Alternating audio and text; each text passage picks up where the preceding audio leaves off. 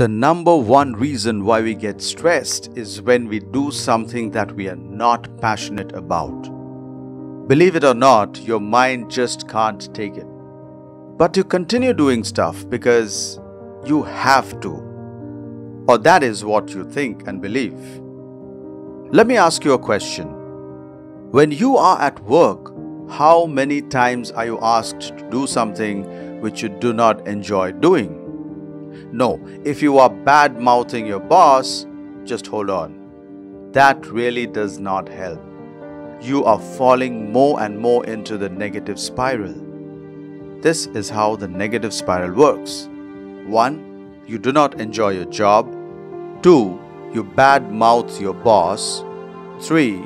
You feel miserable every day and don't feel like going to the office.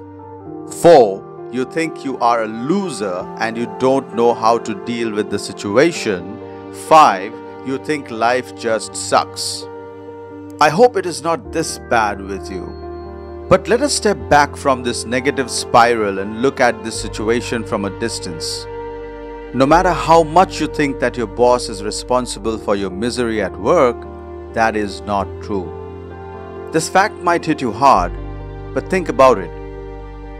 Your boss has a boss too, and your boss might just be feeling the same misery, or perhaps more, and passing on some of it to you. He or she has got to do what's got to be done. So, who is responsible then? Well, it is you. Now don't take this as blame. You have to understand that you always have a choice. You have a choice to step back and re-look at what you are doing and why you are doing so. You have a choice to do something else than what you're doing at present. You have a choice to do something that you love to do.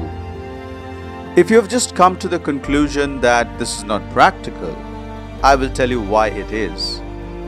You see, humans measure success with the parameter of economics, and in plain terms, it is all about money and status in society.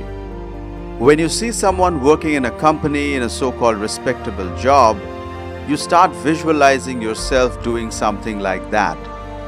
Don't worry, it has become human nature to have such aspirations. I'm not saying that you should not have aspirations. What I'm saying is that aspiration should not be defined by someone else or their success. Because what you can see are the status and money, and what you cannot see is if that person is actually happy or not. So, does it mean you just quit your job because you are not happy?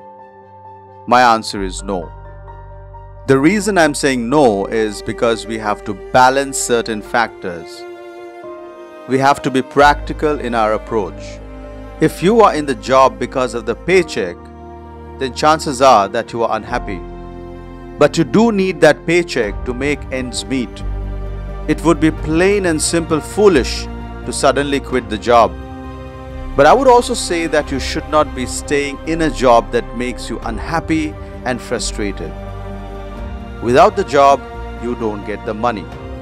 Without the money, you cannot survive. But if you stay too long in jobs that make you unhappy, you lose your purpose and motivation in life. And there is a high possibility that you would end up getting stress-related diseases. This is what we call a catch-22 situation.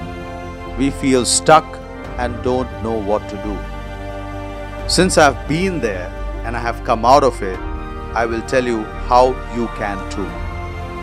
There are two preconditions for this. 1. You must know what you want to do. Something that you are passionate about. Something that you would love to do. Something that gets you excited. And this something can become your profession. 2. You must create a plan. And the first part of this plan is a transition strategy to move out of your present job to what you want to do.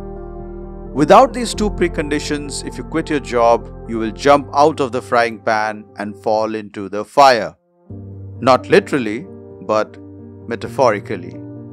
When I left my 9-to-5 job, I knew what I wanted. I wanted to help people learn and improve their skills and knowledge on subjects that I could deliver. I wanted to inspire people to believe in themselves and carve a path for themselves to achieve success and happiness. And I knew how this could become my profession. I also had a plan. It was a business plan that I prepared before I quit my job. I did the groundwork during my notice period of resignation and launched the business within a few days from the last day in my 9-to-5 job. Think about these 2 points and prepare yourself. If you are ready with these 2 points, then you can start a journey to a wonderful and happy career and life.